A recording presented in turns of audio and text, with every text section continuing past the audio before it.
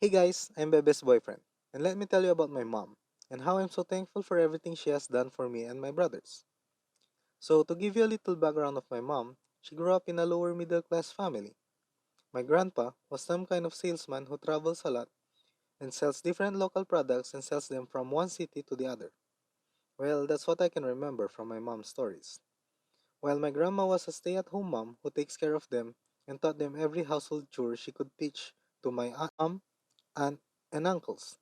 So, yeah, everyone, my mom and her siblings could cook, do laundry, and other household chore you could think of. Grandma didn't just teach them, she also made them practice it every day by the time they were 9 or 10 years old.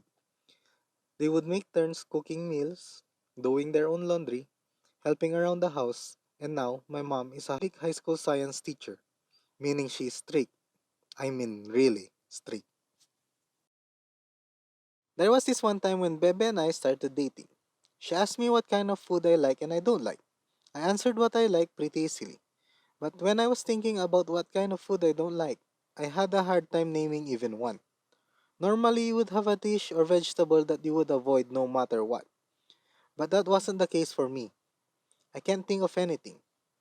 When I am served with any dish, I could eat it even to the last bell pepper. So I just answered her I don't think I had anything I particularly dislike.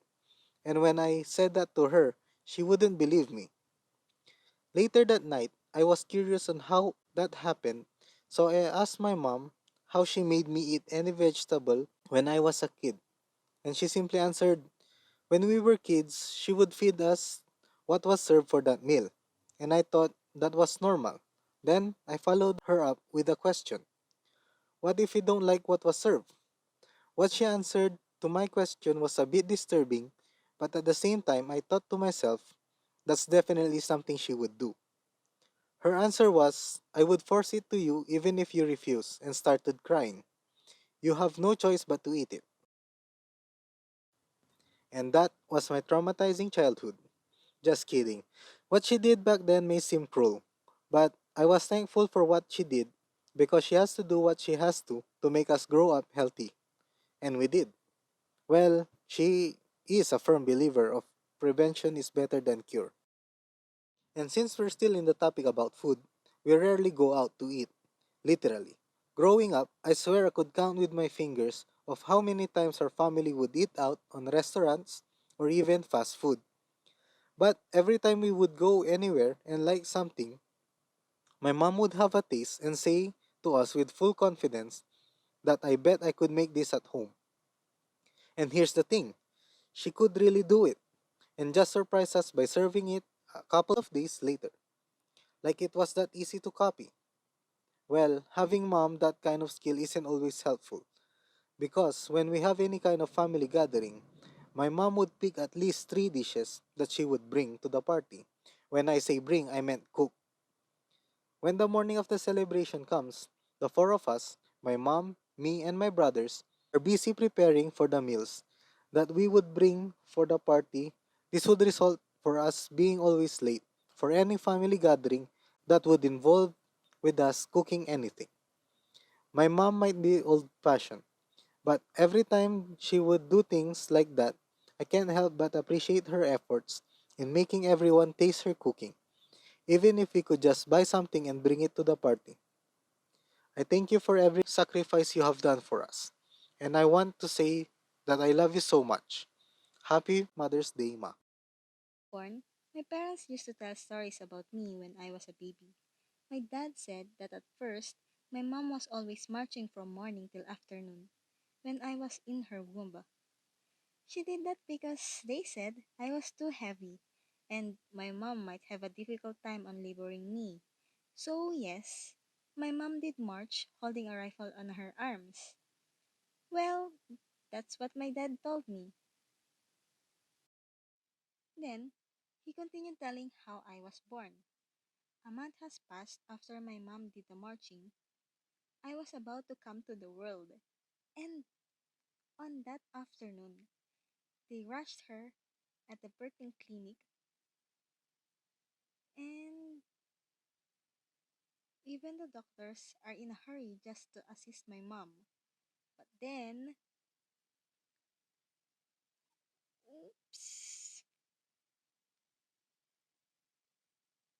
Wait, wait a second.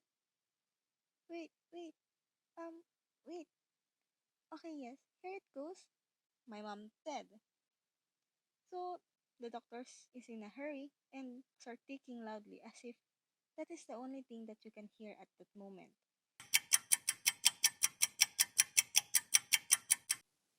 My dad was sitting in a corner while worrying if everything was alright. Then the door suddenly opened and the doctor was holding me. The doctor said to my parents they are lucky because it was a boy. Then my parents were shocked in excitement, but then suddenly my precious crown fell off. The doctors were shocked, but my father was laughing so hard. Then the doctor began laughing as well and told my parents, "Ah, it's a girl." So my dad told me that, "Miha, I thought God will bless us with two beautiful boys, but we were blessed with so much more." My mom is good in baking, and I love when she cooks food for us. Sometimes I would give my friends a taste to show them how good my mom's cooking, and when they taste how good it was, I was ask them for payment. Yes, I was a business minded kid. The food that my mom always makes doesn't last long. It will run out immediately, and that's how great my mom is. Oh, and by the way, my mom is addicted in coffee. She drinks her coffee in morning, lunch, afternoon, and even before she goes to bed. Non-stop. Even when the coffee kicks in, she can still sleep soundly that night. How on earth can my mom do that? Mom, mom, mom.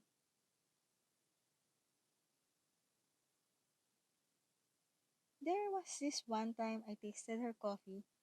I'm her girl, mom. It was so bitter. Wait, what? Wait, what? I looked at her and she just gave me a wink. She does not add any sugar, and if she did, my mom will just add a pinch. But when I make a coffee, I would add too much sugar and I became so hyper. One time, I asked my mom, what if you add sugar to your coffee? Mom, what does it feel? And she will say, actually, nothing.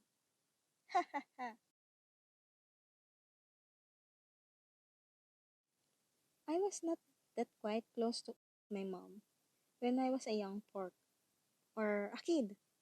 I hated her. Before, she always nags and sometimes she acts like she does not even want me, and that's why I often ignore her and get mad at her. We barely talk to each other. I am more attached to my dad than my mom, and I hate it when my mom always scolds me more than my brother. I felt that she always gives her full attention to my older brother. She was always so strict towards me. When she gets mad, she looks like Godzilla.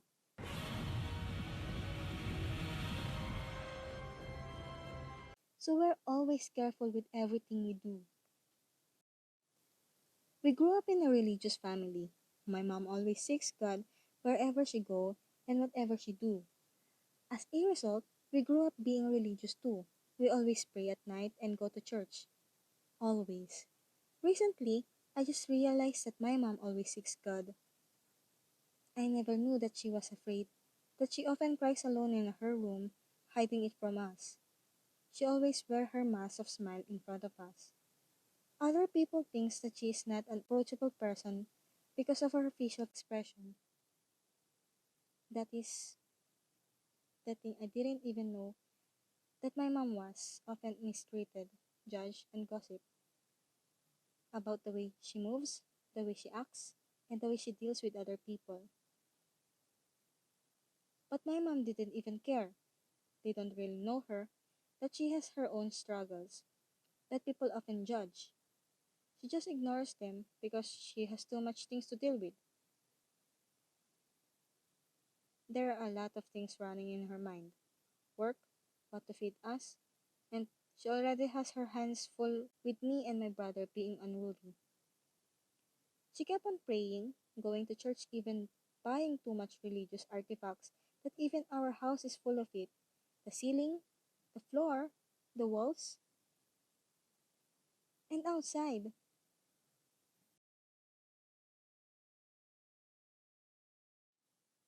I get scolded a lot, but sometimes I could clearly hear my mom in my thoughts saying, I told you that's what you get. You have no money because you're not praying. And sometimes, when I got sick, she teases me, Hmm, that's what you get. You get sick when you're not praying. Even when I joke, the Lord is hugging you. My mom cried in front of me once. She told me that she felt really lost. There was this instance that my mom worked so hard for a promotion that she became one of the top employees back then. Everything changed when the Fire Nation attacked. They ended up choosing someone younger. Everything she had worked hard for, all for nothing. She cried and felt everything she was doing was a waste of time. That broke my heart. Seeing her like that, I didn't know that I also started crying. She just wanted to give us better life, but she fears that she will always fail, like fate doesn't want her to succeed. Since I saw her that way, I began to feel more closer to her, and she also started telling me about her day. I appreciate her more and began idolizing her. My mom can now stand on her own. She may cry deep inside, but she won't give up. My mom is stronger than I thought. She can take on all her responsibilities once with a smile. A genuine smile. A strong-willed her. I idolize and mimic my mom now, and when I get older, I want to be just like my mom. She's the most influential person I want to be, and no one could replace her. And I am grateful to God giving me the best mom. You should be thankful for having a mom. You do not know what they're dealing with right now. Understand and appreciate even the little things they do for you. We should always center our attention to our moms, not only in their special day, but for every day in our lives. And remember that we are nothing without them. Always give them the love that they deserve. Because you love me for who I am, I'll always love you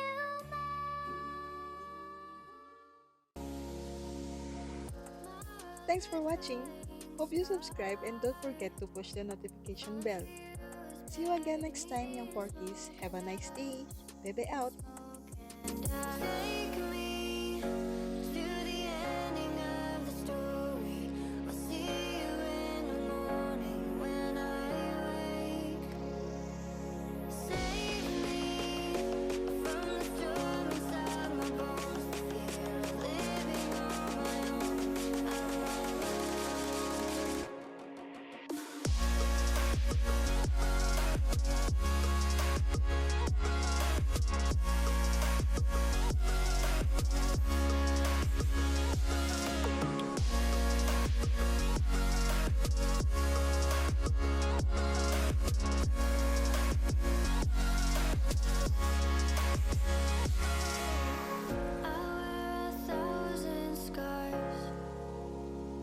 Cover them up so you don't see